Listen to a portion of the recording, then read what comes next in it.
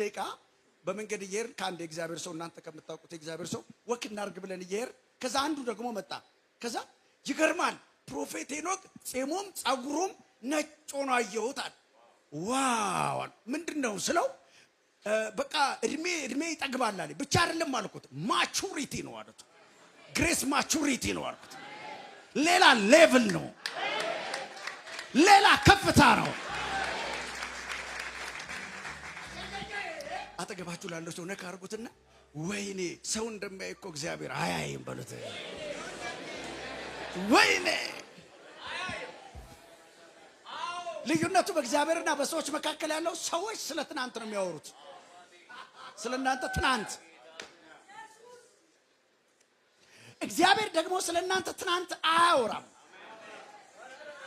ስለ ነጋችሁ ነው። ፕሮፌት ነጋችን ምን ይሆናል ካላችሁኝ እናንተ ነጋችሁ በነገስታት ፊት ትቆማላችሁ።